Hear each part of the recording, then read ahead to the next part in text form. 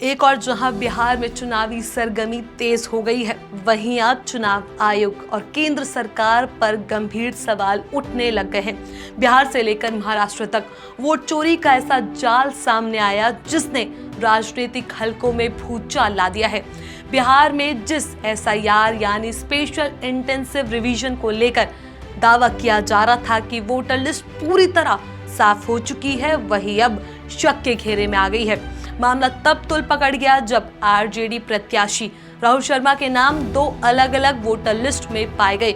अब सवाल उठ रहा है कि अगर प्रत्याशी का नाम दो जगह दर्ज हो सकता है तो आम मतदाता का क्या हाल होगा। आइए जानते इस पूरे वोट चोरी के स्कैम की सच्चाई को, जो मुंबई से लेकर पटना तक हड़कंप मचा रही है। नमस्कार, मैं हूं चेष्टा नागर और आप देख रहे हैं द हिंदी टॉप। बिहार चुनाव के बीच में एक बार फिर चुनाव आयोग और उसके एसआईआर सिस्टम की पोल खुलती दिखाई दे रही है। जी हां, बीजेपी सरकार और चुनाव आयोग ने हाल ही में दावा किया था कि बिहार में 22 साल बाद पहली बार वोटर लिस्ट पूरी तरह शुद्ध की गई है और अब कोई डुप्लीकेट या फर्जी नाम नहीं है। लेकिन हकीकत बिल्कुल उलट ही निकली। आरजेडी प्रत्याशी राहुल शर्मा का नाम दो अलग अलग वोटर लिस्ट में पाया गया है। चुनाव आयोग ने तुरंत जांच शुरू की, लेकिन विपक्ष का आरोप है कि आयोग अपनी गलती मानने के बजाय अब राहुल शर्मा का नामांकन रद्द करने की तैयारी कर रही है। राज्य भर में ये मामला चर्चा का विषय बन गया है, क्योंकि अगर प्रत्याशी का नाम दो जगह दर्ज है तो इसका मतलब है कि एसआईआर सिस्टम पूरी तरह फेल हो चुका है। इससे पहले बिहार के मुख्य चुनाव अधिकारी ज्ञानेश कुमार ने दावा किया था कि बिहार में एसआईआर 100% सफल रहा और करीब 59 लाख फर्जी वोटरों को हटा दिया गया। लेकिन अब वही विभाग सवालों के घेरे में आ गया। आरजेडी ने आरोप लगाया कि ये पूरा एसआईआर सिर्फ विपक्ष के वोट काटने का एक षड्यंत्र था। मामला यहीं तक सीमित नहीं है, महाराष्ट्र में भी इसी तरीके का बड़ा घोटाला सामने आया है। रिपोर्ट्स के मुताबिक मुंबई, पुणे, नासिक और अन्य जिलों में करीब 96 लाख फर्जी वोटर्स का बड़ा स्कैम पकड़ा गया है। महाराष्ट्र नवनिर्माण सेना प्रमुख राज ठाकरे ने खुद खुलासा किया कि निकाय चुनावों से पहले मतदाता सूची में लाखों फर्जी नाम जोड़े गए हैं। राज ठाकरे ने कहा कि अगर फर्जी वोटरों के सहारे चुनाव होगा तो ये लोकतंत्र का सबसे बड़ा अपमान होगा। उन्होंने बीजेपी पर तंज कसते हुए कहा, अब चुनाव से पहले ही मैच फिक्स कर दिया जा रहा है।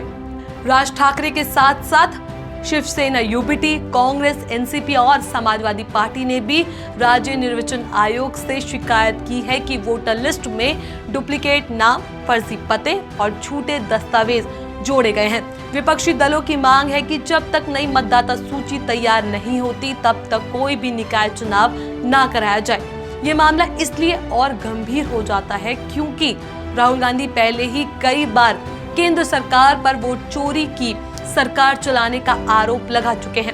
राहुल ने कहा था कि कर्नाटका में भी वोटर लिस्ट से जुड़े सबूत मिले थे, जहां बीजेपी के एक पूर्व विधायक के घर से जले हुए वोटर कार्ड बरामद हुए। अब बिहार और महाराष्ट्र में लगातार दो राज्यों में गड़बड़ी सामने आने के बाद सवाल उठ रहा है कि क्या देश भर में लोकतंत्र की जड़ें ही हिल चुकी है।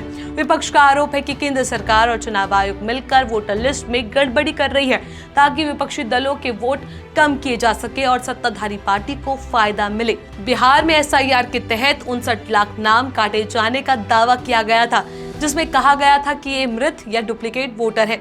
लेकिन अब जब एक प्रत्याशी का नाम दो जगह पाया गया तो ये दावा पूरी तरह संगित हो गया है। महाराष्ट्र में इस मुद्दे को लेकर विपक्षी दलों ने आंदोलन की तैयारी शुरू कर दी है। राज ठाकरे ने साफ कहा कि अगर फर्जी वोटरों के सहारे चुनाव लड़े जाएंगे तो हम सड़क पर उतरेंगे।